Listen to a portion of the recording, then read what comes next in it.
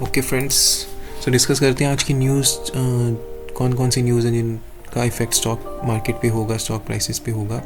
तो first news है, जो इंडिया की गोल्ड कंजम्पशन है ना, वो इंक्रीज़ हो गया अप्रॉक्सीमेटली 5% से टू 800 टन इन 2024।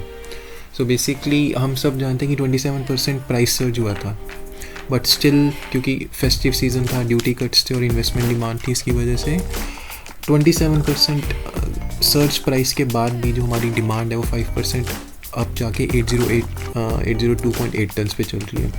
और जो गोल्ड ETFs हैं एंड RBI की जो 73 टन की परचेज थी also contributed to the growth, so according to what world global council. Moving on to the next news, जो ITC है उन्होंने बेसिकली लॉन्च कर दिया अपना global centre of excellence for artificial intelligence near Kolkata. तो हमने काफ़ी न्यूज़ में पढ़ा है कि ओला ने अभी क्रोटिम में इन्वेस्टमेंट की थी अप्रॉक्सीमेटली 2000 करोड़ और 10,000 करोड़ की।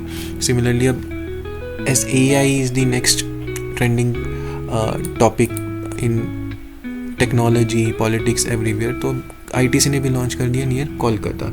सो बेसिकली क्या है, इट हैज़ बीन और ये इनोग्रेट किया गया है through waste Bengal CM Mamata Banerjee, और जो चेयरमैन है संजीव पुरी, उन्होंने हाईलाइट किया कि जो स्टेट की इन्वेस्टमेंट प्रपोजल है बेसिकली पोटेंशियल है particularly in hospitality. So ITC plan कर रहा है एक्सपैंड करना across different hotels, manufacturing, IT and agriculture. तो जिन इन्वेस्टर्स के पास या ट्रेडर्स के पास ITC है, इट्स अ गुड न्यूज़। और लाइक आप अपना हिसाब से एक एनालाइज कर सकते हैं कि इट्स अ गुड न्यूज़ और बैड न्यूज़ और आगे पोटेंशियल क्या होगा स्टॉक का। सिमिलरली इंडियन कार्स हैं, वो सेल, उनकी जो सेल है वो सर्ज हो चुकी है over 15% in January 2025 due to spill over effect.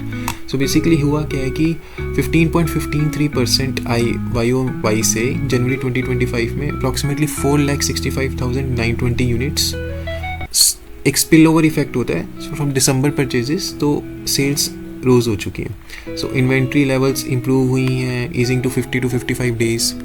और जो डीलर्स हैं वो कॉशियसली ऑप्टिमिस्टिक अपना एक बर्ताव बना रहे हैं, सेटिंग कंटिन्यूड डिमांड तो है from weddings and new launches, and basically एक इन्फ्लेशन एक बहुत बड़ा कंसर्न है और financing constraints few of the challenges जो पोज कर रहे हैं। बट स्टिल अगर 15% सेल सर्ज हुई है तो जितने भी ऑटो स्टॉक्स होंगे, let's say Maruti, M&M, Eicher Motors, आप इनको 2 व्हीलर 4 व्हीलर आप इनको ट्रैक कर सकते हैं कि क्या इफेक्ट होने वाला है इस चीज़ का। अगर रेवेन्यू ग्रोथ होगी तो अगर कंपनी का फंडामेंटल आप स्टडी कर सकते हैं। मोर ओवर अब जो जितने भी फॉरेन बैंक्स होंगे उनको RIL का जो $3 बिलियन लोन सिंडिकेशन है वो पार्ट बेसिकली इंक्लूड हो पाएंगे। सो बेसिकली ये क्या है कि रिलायंस इंडस्ट्रीज़ है, उन्होंने एक $3 billion dual currency loan syndication expand किया अपना, और उसमें 10 ग्लोबल बैंक्स हैं जो कि जिसमें जैसे पॉपुलर ग्लोबल बैंक्स हैं, ANZ हो गया आपका, बार्कलेज हो गया, JP मॉर्गन हो गया, टू द इनिशियल 11 लेंडर्स। और जो फंड होगा वो पार्शली डिनोमिनेटेड होगा येन में, जो कि जापानीज करेंसी है, हम सब जानते हैं, and will be use for upcoming repayments. Okay, moving on to next news, जो गोदरेज प्रॉपर्टीज़ हैं उनका जो टॉप है, उन्होंने लिस्टेड रेटल्स हैं, डेफिनेटली हम सब जानते हैं, उनका एक 28,800 करोड़ की सेल्स की है 2024 में।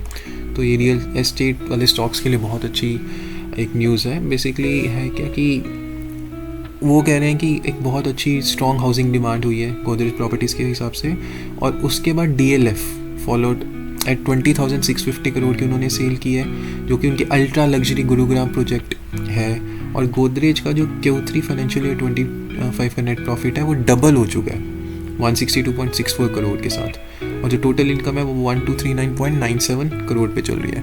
तो जितने भी रियल एस्टेट रिलेटेड स्टॉक्स हैं तो इनके हिसाब से काफ़ी अच्छी डिमांड है। तो इनकी आप कमेंट करके आप बताइए आपके पास अगर कोई रियल एस्टेट स्टॉक है कि आपका एनालिसिस क्या कहता है, तो हम इसके बारे में डिस्कस कर सकते हैं।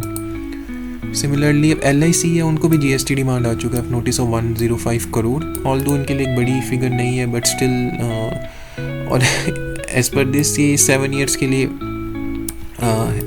बेसिकली 7 साल के हिसाब से इनको आया, और इनका कोई इम्पैक्ट नहीं है ऑपरेशंस पे, but back dated GST demands आ रही हैं, तो ऑपरेशनल एफिशिएंसी और एक मैनेजमेंट और ईज़ ऑफ डूइंग बिजनेस पे काफ़ी इफेक्ट डालते हैं फ्रॉम दी FIS परस्पेक्टिव।